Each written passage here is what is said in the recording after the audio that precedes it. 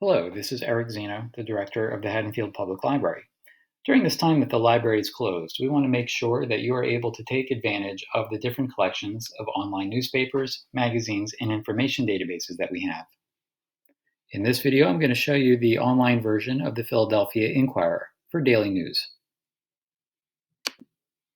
To begin with, you'll want to start at the library's webpage, which is simply haddonfieldlibrary.org. Once there, hover the mouse over the Research tab and select either Research by Subject or Databases A to Z. In this instance, I'm going to click on Research by Subject. Now on the Research by Subject page, I'm going to click on the icon next to Newspapers. And in the newspaper category, I'm going to click on the Philadelphia Inquirer. Now, because you'll be doing this from outside the library, you're going to need to enter your library card number. I'm going to go ahead and enter mine and click on the Login button. This is the online version of the Philadelphia Inquirer in text format. It's available from 1981 through 2020, today's issue, in fact.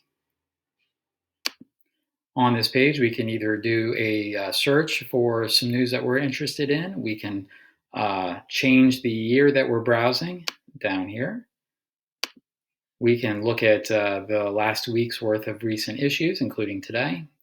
We can go to the Browse Issues by Date section below.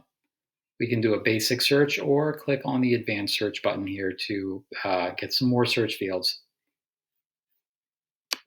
Now, as this is the text version of the newspaper, I'm going to click on the issue from today so you can see what that would look like. And it brings you to an index of articles that appeared in today's paper, arranged by title and section from the paper that they were in. I'm going to go ahead and click on one of the stories from the first page of the newspaper. And as you'll see, it's just the text version of that article. All the words are there, and you can do some interesting things here, like have the browser read you the document. And you can also email the article to yourself. Distancing, Pennsylvania. Wolf says all non-essential business. You can print the article, you can download the article, you can save it for later, and things like that. Now, alternatively, we can look at the image edition of the newspaper. And so the digital image of the newspaper is available from 2018 through 2020. To do that, I'm going to click on See Related Sources from that first landing page that we arrived at for the Philadelphia Inquirer. And that is going to bring us to a list of two sources for the Philly Inquirer, one being the text format, the other one being the image format. I'm going to click on the second source link, the Philadelphia Inquirer image format. And that brings me to a screen just like the first one, where I can do a keyword search. I can look at the last week's worth of recent issues. I can browse issues by date, again, changing the year that I'm browsing. Let's look at today's issue of the newspaper.